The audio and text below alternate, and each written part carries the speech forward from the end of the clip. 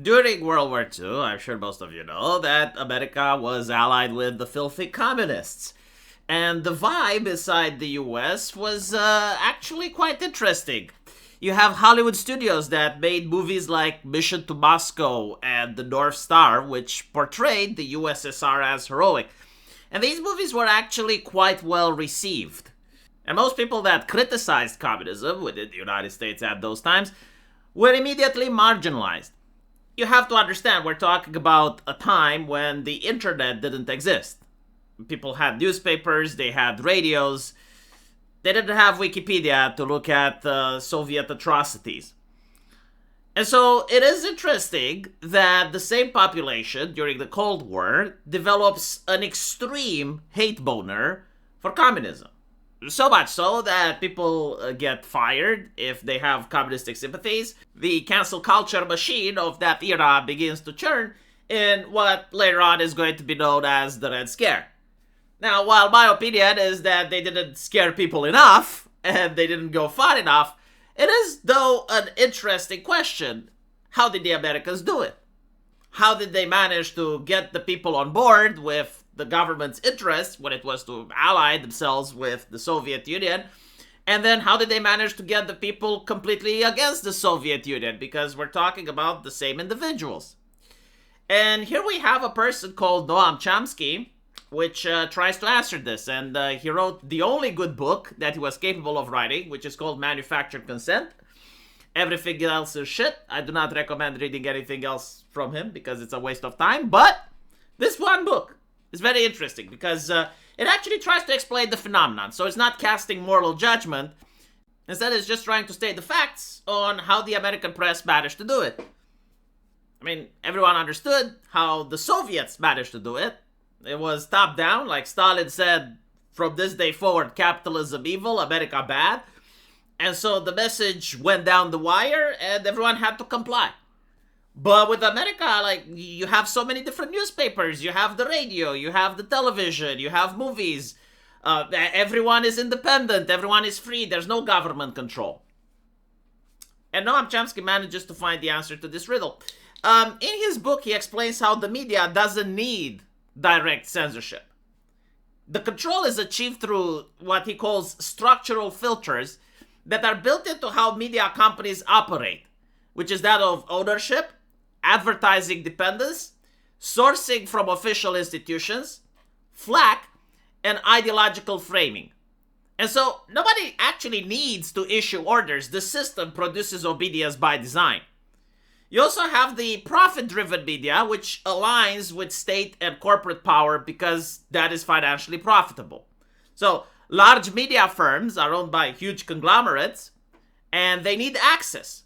They need advertising, and they need elite sources, which bends coverage towards the perspectives of government, militaries, and major economic actors.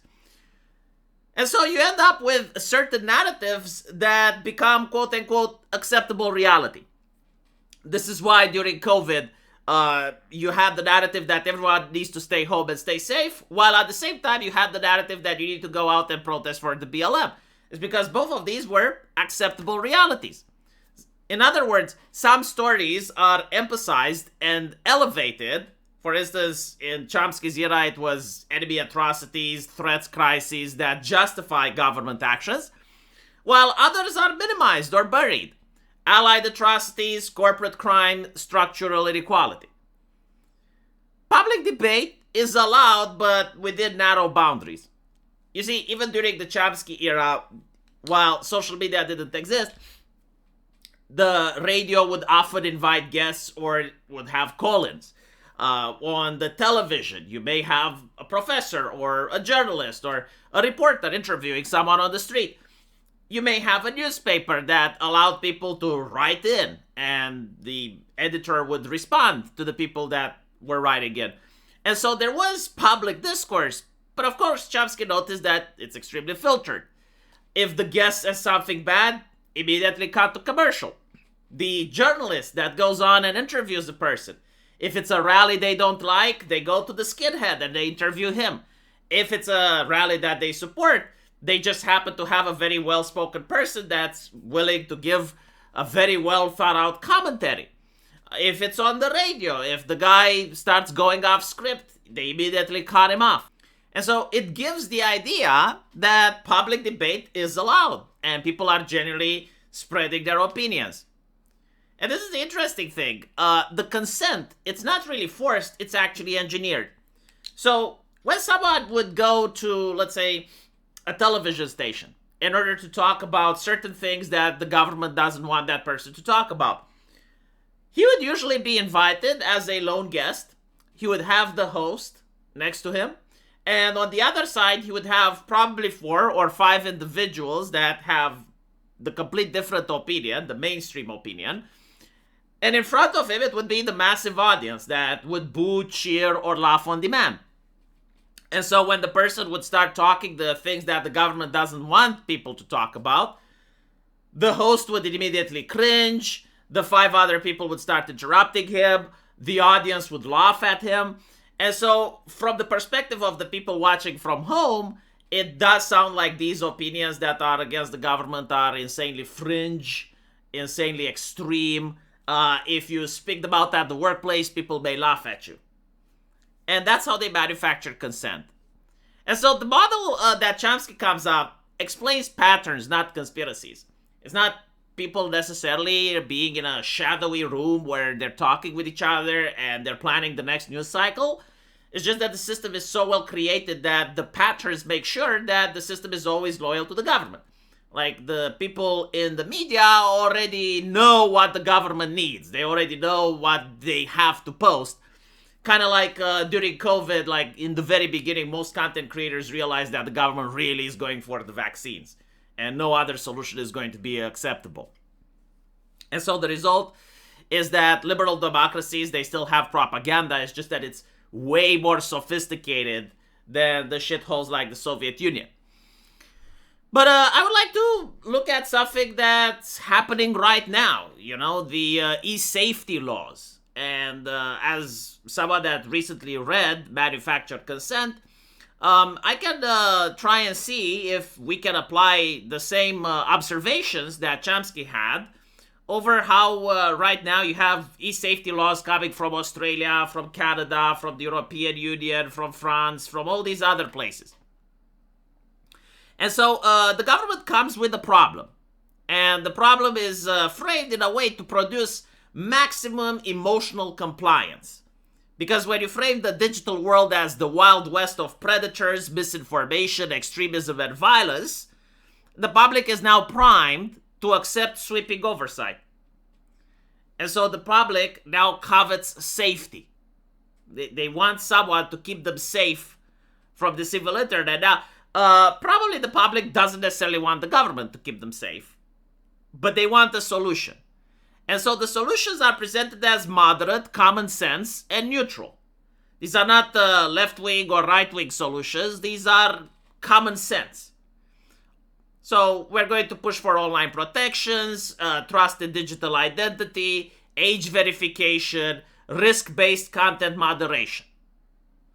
In reality, what they're not saying is that what they want is centralized ID systems, real name verification, the ability for a government to compel platforms to remove or block content they don't want, companies to spy on every single citizen's private message and then share that database with the government.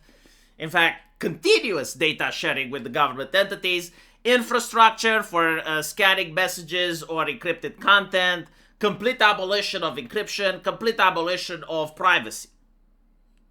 So, as you can see, the language for what the government actually wants is sanitized, and any alternative to this is depicted as irresponsible. The media ecosystem, they cover the intended harms, not the structural consequences. So the typical headline is going to be, the new law would help stop revenge porn. They're never going to run the headline, the new law creates permanent infrastructure for monitoring all citizens' digital activity. And so the tech companies, they become the proxy enforcers, right? Like Facebook, Google, YouTube, Twitch. They must comply now with government takedown mandates. And these mandates happen behind closed doors. Like, it's not the government is tyrannical and they're trying to censor a journalist like they did in Brazil. No, it's just like the journalist happened to violate Twitter's TOS. The platforms now need to invest in scanning and automated moderation. They need to demand identity verification. They need to enforce age gating. They need algorithmically suppress content deemed harmful. So the state gets the power without the accountability. If someone that actually didn't do anything, like Nigel Farage, for instance, if he gets debanked, it's not that the British government is after him. It's like, well, there must have been a banking error. Now, Nigel Farage was wealthy and connected enough to find out what actually happened. But for most citizens, they will just get, TOS violation. They won't even know that they were inconveniencing the government. And so the public debate remains within narrow boundaries. The permissible discourse now is, how do we protect kids online? Any deviation from that is considered impermissible.